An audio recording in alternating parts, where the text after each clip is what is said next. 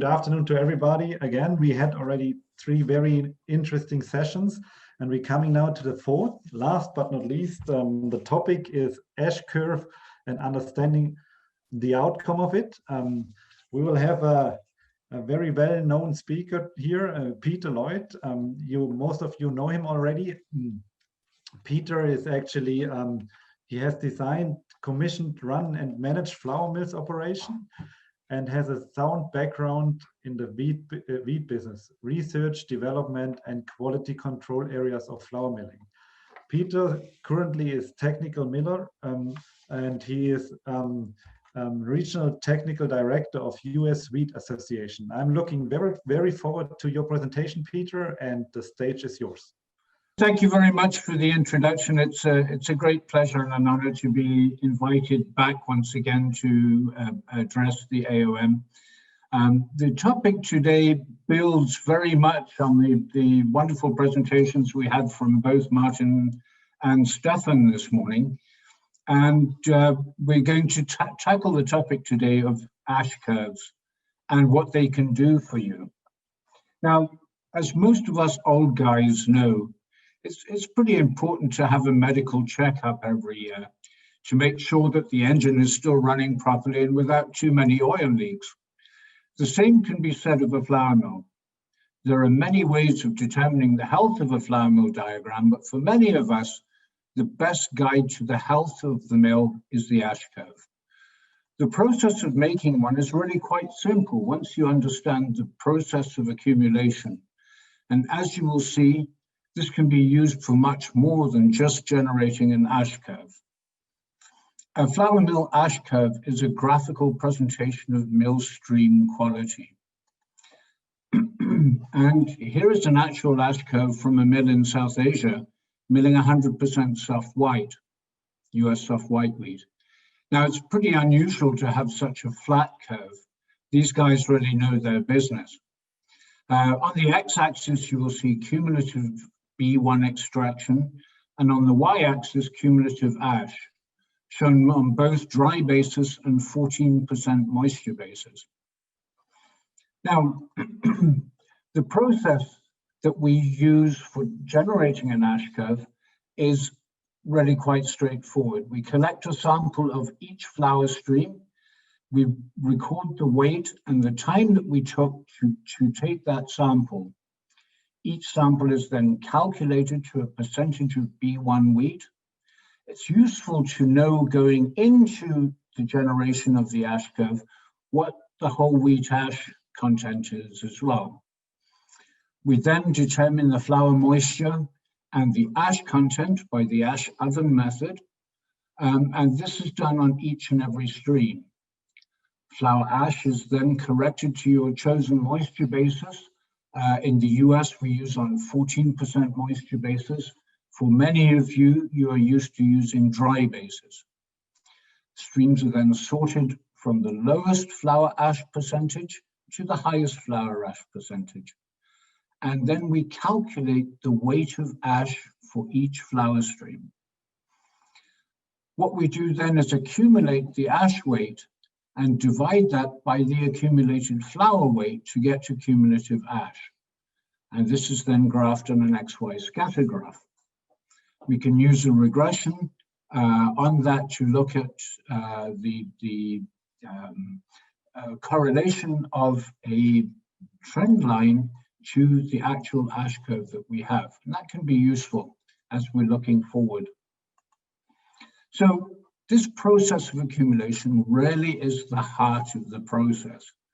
We accumulate extraction and also units of ash and work down the list of flours that we have. In this first example, our first flour stream, we took off 1.2 kilos in 60 seconds, which gives us 72 kilos per hour. In this case, it's a 10-ton per hour mill. The percentage of this first flour that we took off is 0.7% of B1. So the first line that we have is 0.7% cumulative B1 extraction. Our second flour that we take off is a second B1 flour. And on that flour, we had 2.4 kilos of flour that we took off in 60 seconds, giving us 144 kilos in an hour. That represents 1.4% of B1.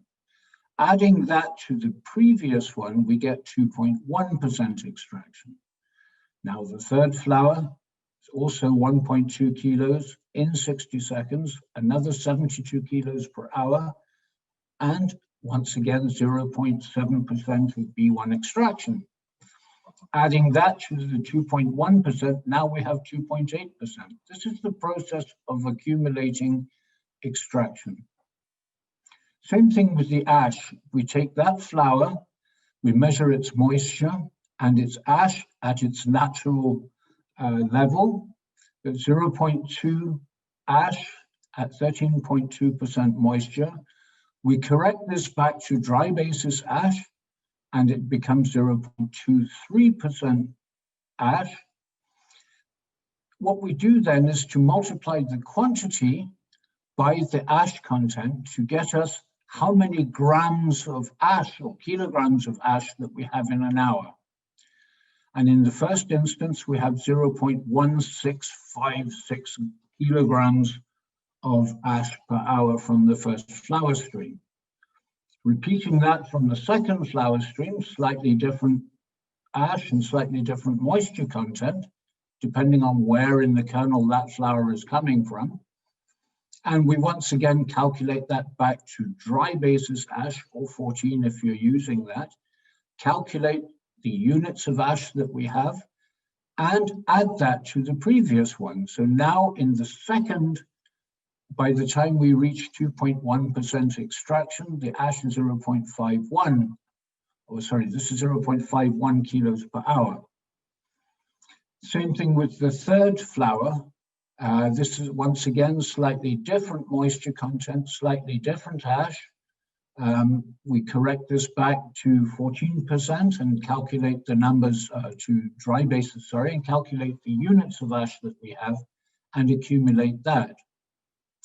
If we take the weight of flour that is represented by 0.7% extraction, divide the ash content of 0.16 kilos per hour by the kilos of flour per hour, we find out that the cumulative ash content in the first sample that we have is 0.23. Now, as we accumulate ash and we accumulate extraction, the second flower now, the cumulative ash content goes up to 0.2448. And with the third flower, 0.2546. It's a process of accumulating weight of flour, weight of ash, and then dividing the total units of ash by the total units of flour that we have. Now, you can use this concept for an awful lot more than just ash. You can use it to calculate cumulative protein, cumulative gluten, many parameters of quality, and believe it or not, even profitability. So what machines do we need to do ash curves? We need a stopwatch. We need some nice big sample bags with rubber bands to seal them up.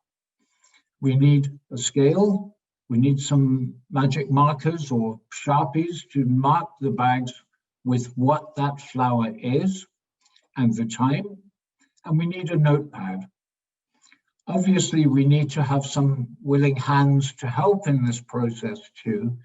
And it really does help if we do have access to two-way valves on the flower streams. Both Stefan and myself have been very lucky to work with flour mills where we have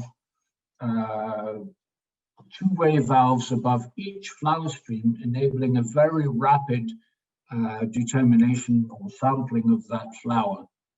It helps a great deal. So moving on, by the time we get down through the mill, we should arrive at a cumulative stock quantity for every single flower in the mill. So starting off, you'll see that the yield for each one of these samples is collected, giving us a total of 78.04% extraction in this case for each flower. The laboratory will now come back to us with the moisture and ash content for each one of these flowers. And we then once again generate cumulative extraction and cumulative ash. It's very important that when you have this table, that you then take the cumulative ash percentage and order it in ascending order. Otherwise, your ash curve will look totally crazy. But the end point of this is that we will end up with a cumulative ash percentage and cumulative extraction. And these are put side by side on a spreadsheet. We highlight them, we come along to insert and come across to the charts here. And we want to select a specific type of chart called an XY scatter graph.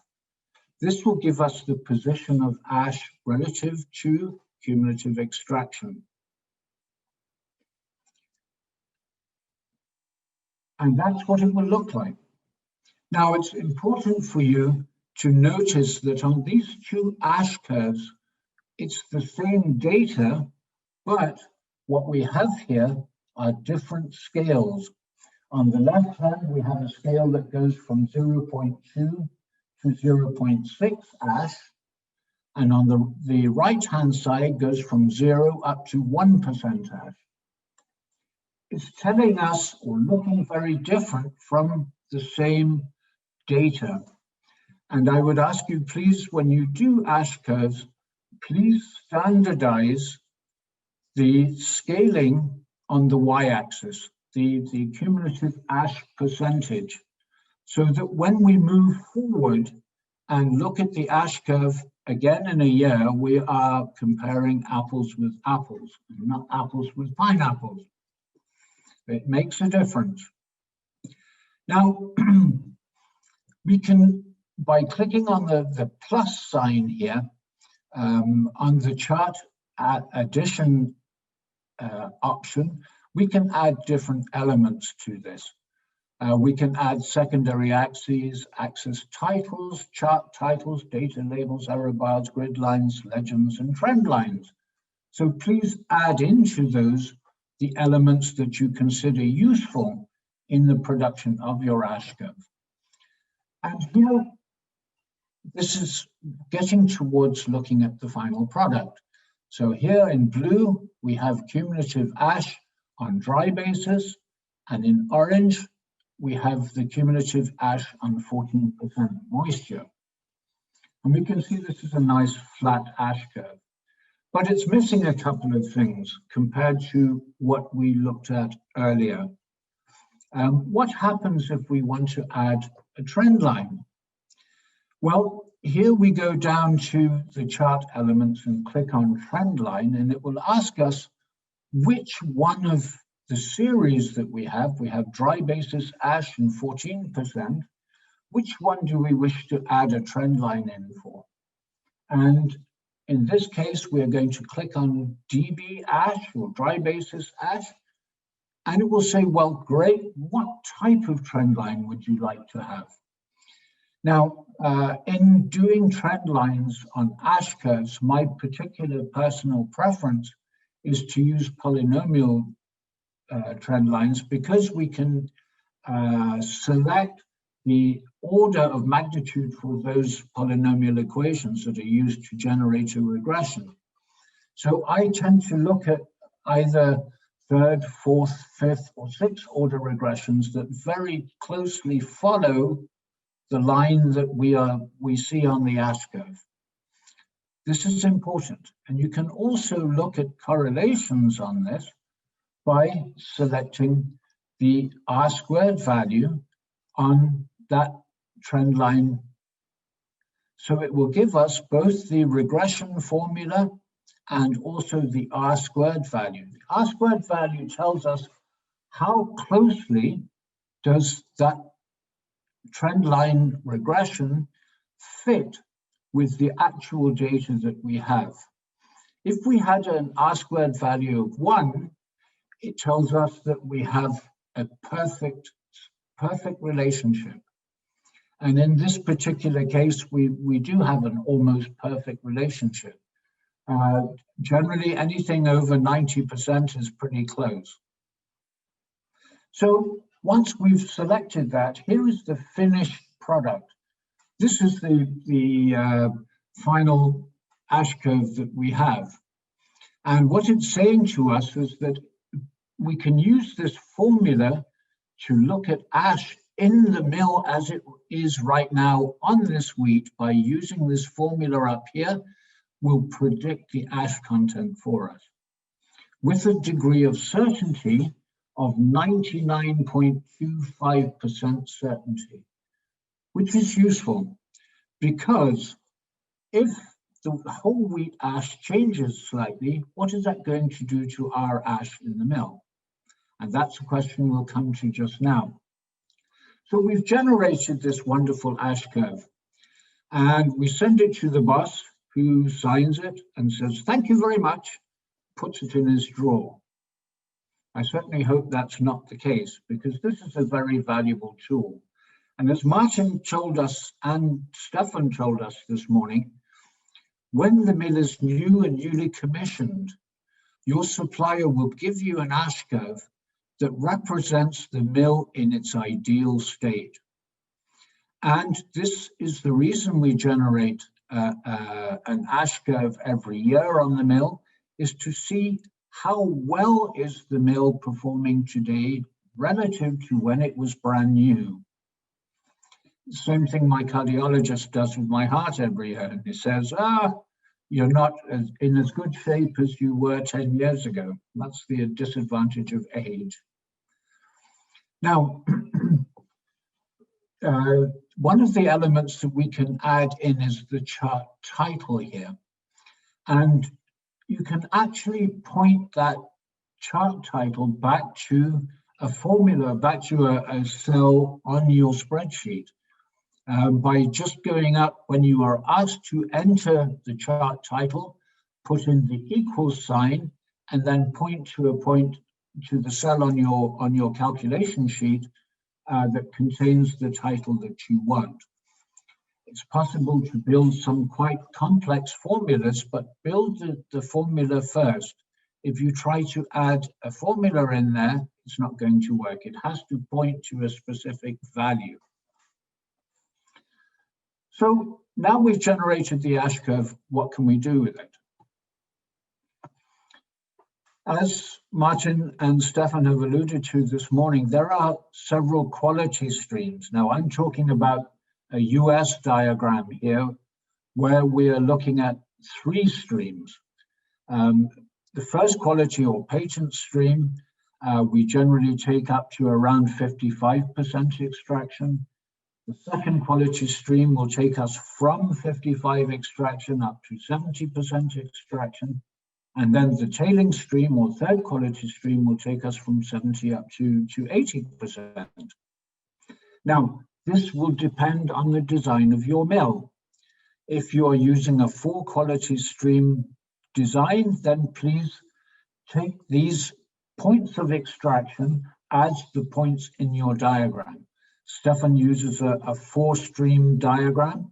Then use these extraction rates for your different streams so that we can go on to the next step.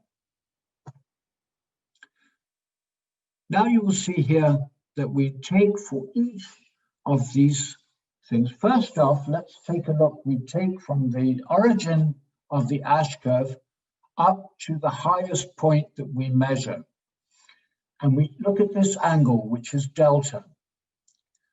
We also take in the patent stream, from the beginning of the patent stream to the end of the patent stream, or your first quality stream, giving us this angle alpha.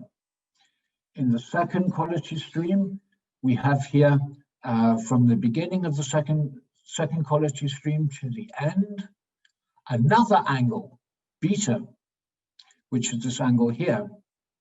And finally, our third quality stream in this particular layout is from the beginning of the third quality line up to the end of the third quality line, or fourth quality stream.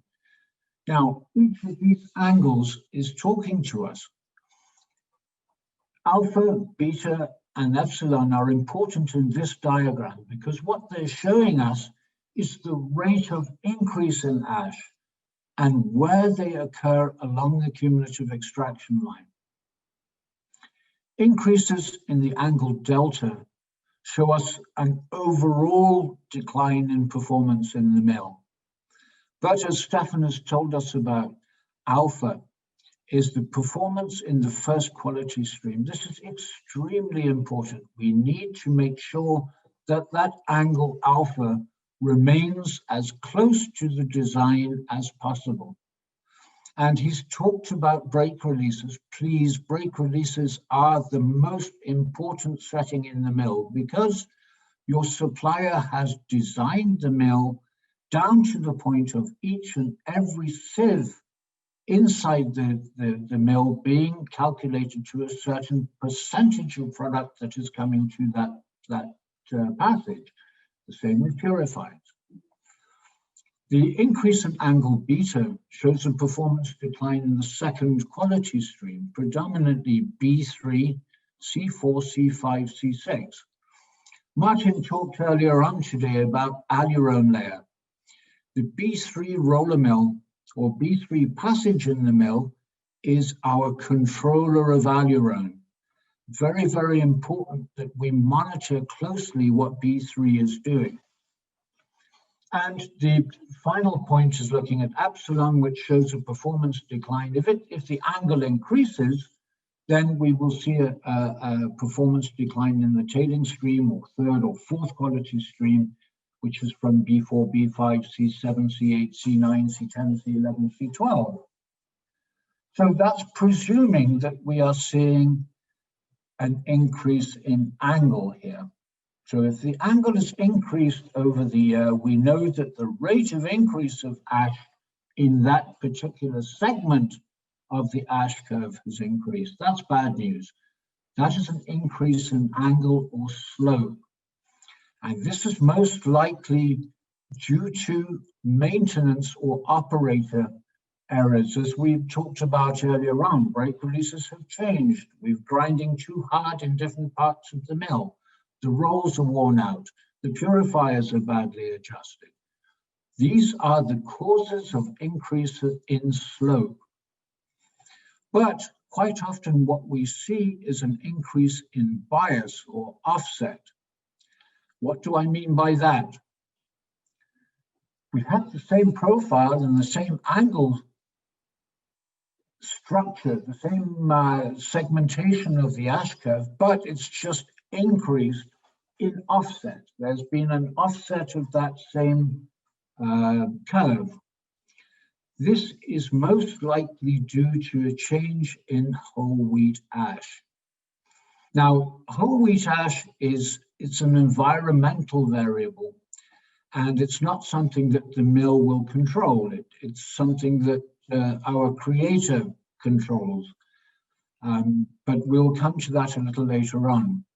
Wheats can be grown both in dryland farms or in irrigated farms. And on irrigated farms, a lot more mineral is sucked up and fed to the plant during its growth stage, and it ends up in the bound water of the endosperm of the wheat. That has a higher mineral content. And quite often we will see that if you're having the same wheat, the same variety grown in the same part of the country, but under irrigation, it may have higher whole wheat ash this year than last year. And we will notice that here by a difference in offset, that the number will simply go up because of whole wheat ash changes. What we want to avoid very, very much is differences in angle or slope. This is not a good thing. And that's telling us, if we look at a an ash curve done on a hammer mill. It's very short and it's right up here. There is no holding down the cumulative extraction because it goes from 0 to whatever the extraction rate is in one go. You've got 1 point of extraction. Our job as millers is to make the highest extraction of the lowest ash flour possible. This is why we want to keep the slope as flat as possible. So if it's going up, something is going wrong somewhere. We have some work to do somewhere in the mill. Now, doing an ash curve once every year will help you understand where changes might be occurring in the mill. In order to get the most benefit from ash curves, you need to be able to overlay them one on top of the other or compare them in a measurable way. They're a very valuable guide to the potential profitability of your mill.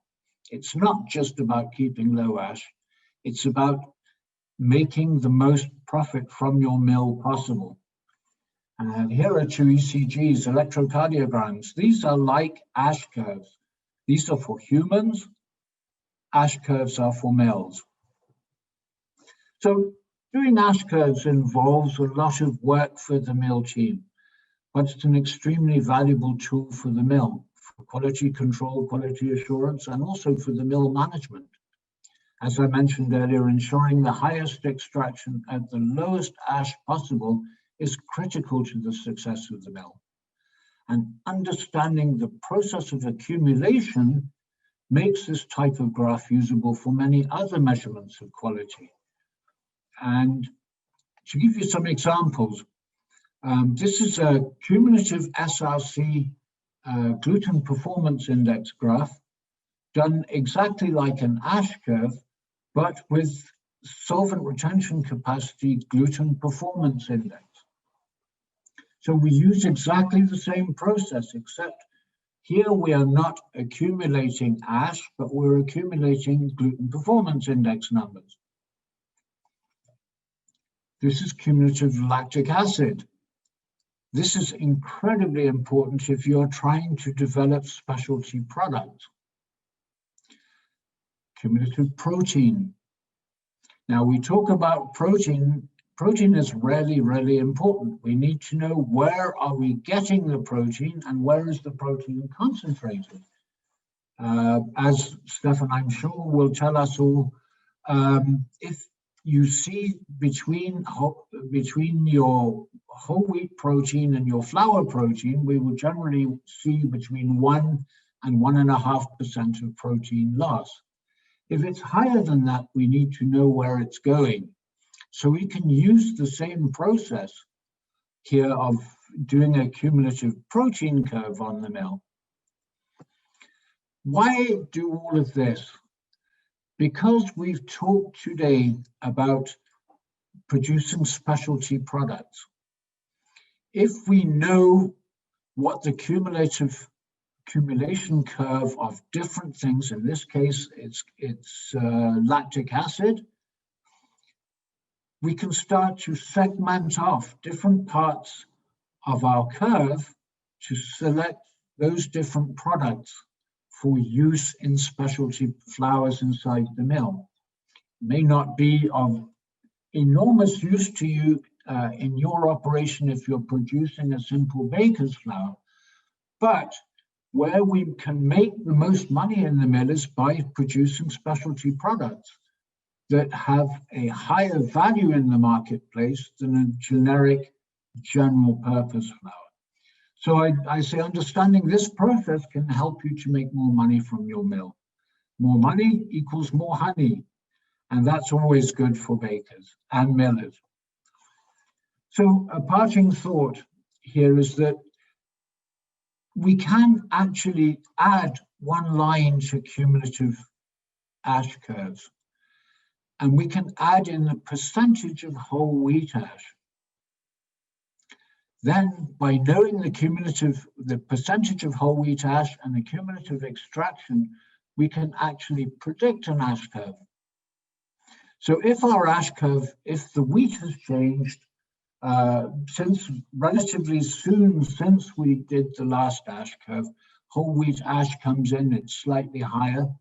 What is the ash curve going to look like? That's what it's going to look like. So we can start to predict performance based on different whole wheat ash values. And I hope that that enlightens you a little bit on the process of ash curves. And I'd be very happy to take any questions that we might have now. Thank you, Peter. Excellent presentation. Really well done. I like very much the comparison with the medical checkup of humans. And the ash curve is showing the health of the mill. Very well done. Thank you very much. I would like everyone, please, to type in your questions now. And meanwhile, I would like to ask you, Peter, one question which I'm really wondering how you answer it, because we heard about brake release from Stefan in the morning, and he was talking that actually every shift there should be a miller doing the brake release. Now the question to you: how often should the miller do actually ash curve? I believe that an ash curve should be done once a year. I know it's a lot of work, and to ask a huge company like Flour Mills of Nigeria to do an ash curve once a year is a major undertaking. However, it touches very closely on your bottom line. And that is the key issue here, is that it's profit. It impacts directly on the profit of the mill. Yeah. So you're basically saying if there's going something wrong in the mill, or maybe the streams are changing, you should do it just to check where you are, even if it's half a year. I would say, Martin, that once we know the structure of the ash curve on the mill, those change points, I would do an ash curve at least at the end, look at the flour from our patent stream, the second quality stream, the tailing stream, or first quality, second quality, third quality, fourth quality, to make simply by looking at that point of extraction where we expect to see a change. How much is that change? How big is the change, and has it changed somewhere along the length of the ash curve? That's really important. We can pick up a number of key areas just to measure critical points along the ash curve itself. So those you could do much more frequently. Okay, understood. Thank you very much. And then we have a question coming in from Dory. As we know, we have short milling lines. How this will affect the ash curve? Now, the ash curve short milling lines mean simply that this ash curve is going to be compressed. It's going to be narrower because we have fewer passages.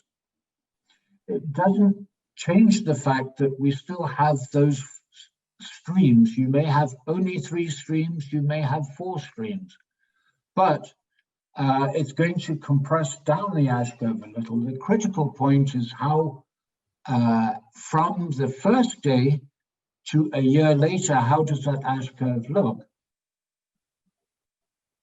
Did I answer that question? I hope that makes sense. I hope so too, yes.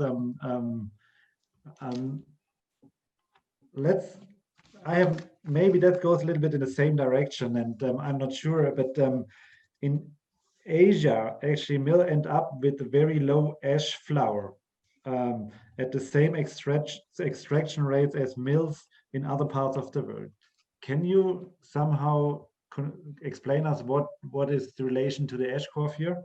Sure. The mills in Asia, certainly in my experience in both North and South Asia, have much longer diagrams. So their milling process is more gentle. They also make very extensive use of purification and have very careful targets on damaged starch. You see the ash curve that I showed you this morning. That mill diagram has quite a bit more equipment in it than you would tend to see in a more common US or European diagram. The difference there is that the market demands a much finer flour on very carefully controlled damaged starch numbers.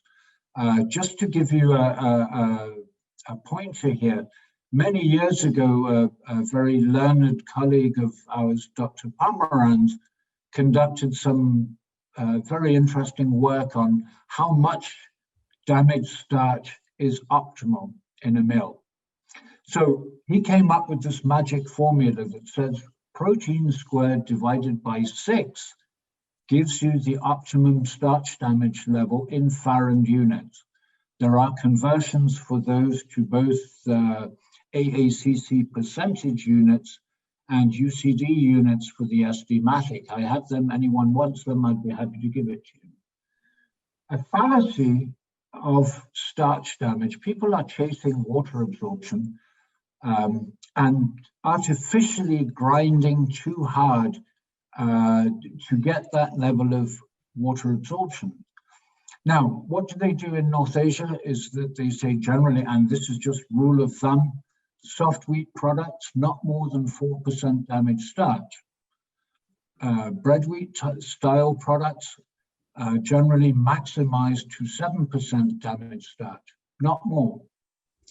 If they need to increase the water absorption beyond that level, they would use either potato starch or tapioca starch added to the flour to increase the water absorption. Because it's not like here in Morocco. Patrick will tell us about that. In Morocco, people buy fresh bread 3 times a day, or twice a day at least. We're not interested in keeping bread on the shelf. But if you go to Taiwan, bread needs to be, pan bread is sold in a nice little packaging, and it's got to be as good after 7 days as it was on the first day. If you have too much damaged starch in the flour, yes, you will get higher water absorption, but you will accelerate the staling of that product by the fact that you have too much damaged starch.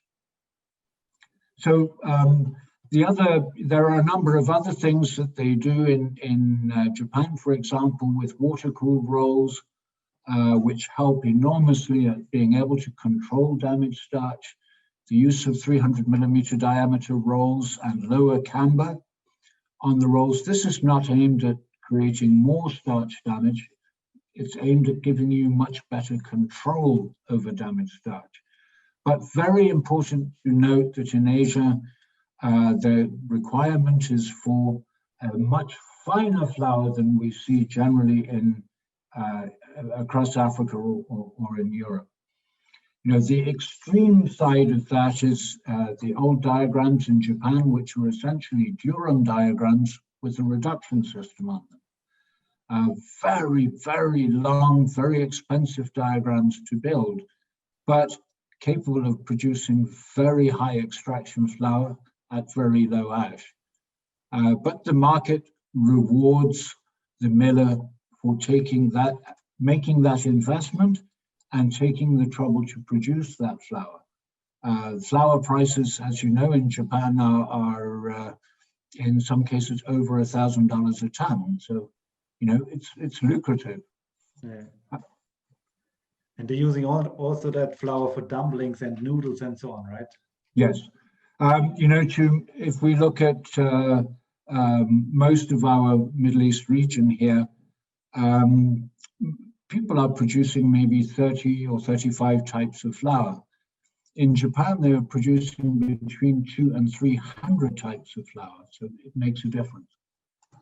Thank you very much, Peter. And we have another question from Solo. The question is, if there wasn't an ash curve after commissioning a mill, how do you analyze ash curves done afterwards? Do one now. When you're satisfied that the mill is running, don't delay it. Please just do it. and then try to make it better and try to make it better and try to make it better until you can't get that curve flatter anymore. But please do it. Perfect. Yeah. Any other questions from the audience? We still have a little bit of time. So if you have any question, please type it in.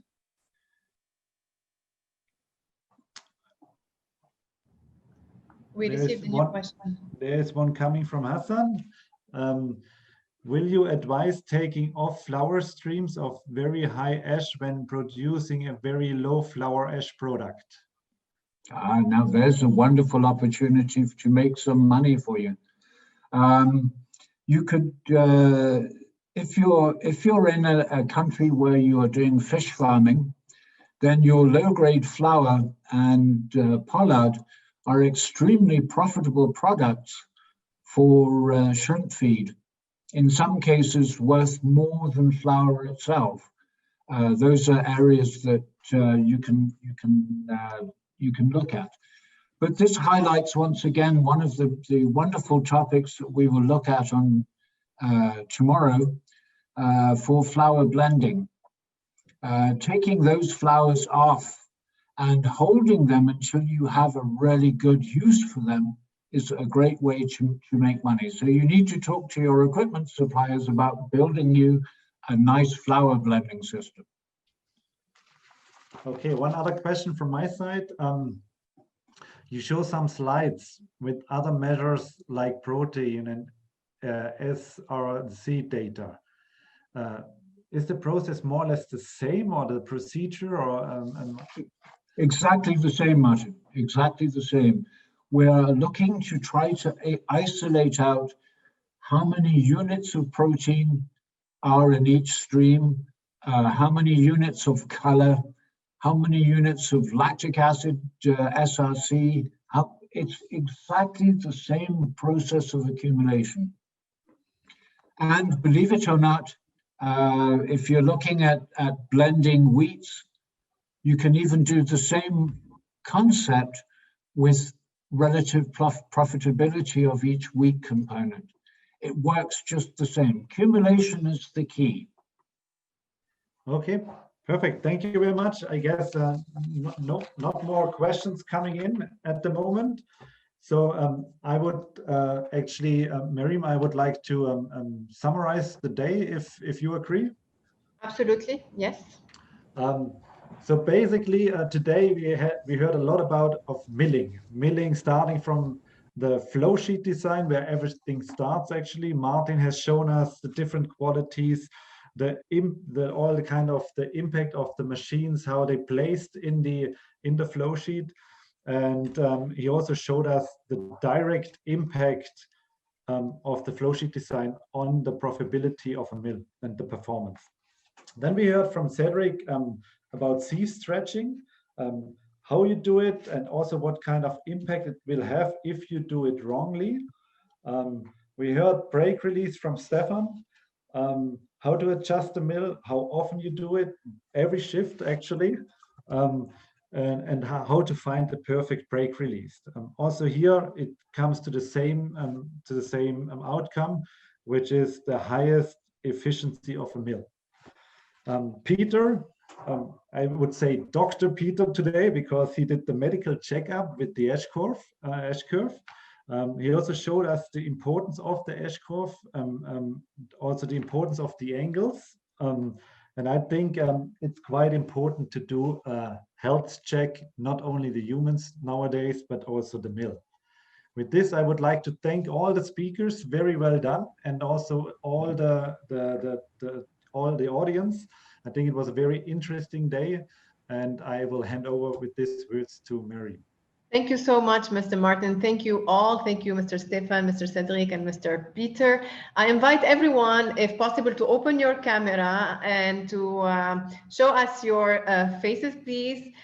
We will be doing our group photo. I hope that you have followed us since yesterday on our social media. So when everyone now is opening their camera, I would like you to take notes of our IAOM MEA social media pages on Facebook, on LinkedIn, on Instagram and Twitter. So you can tag yourself, you can share the news, you can follow us as well on the upcoming events and activities happening. So now I can see that everyone almost has opened their camera. We will be taking 3 group pictures.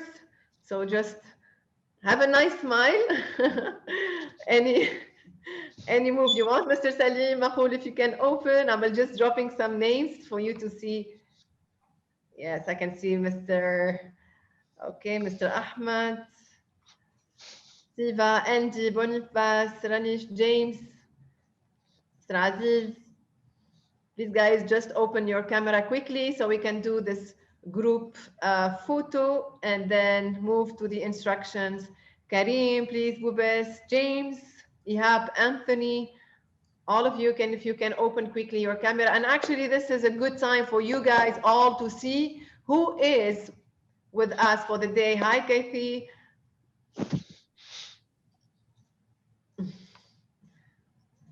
You can swipe and then see who is with you from colleagues. Hi, Aziz, now I see you.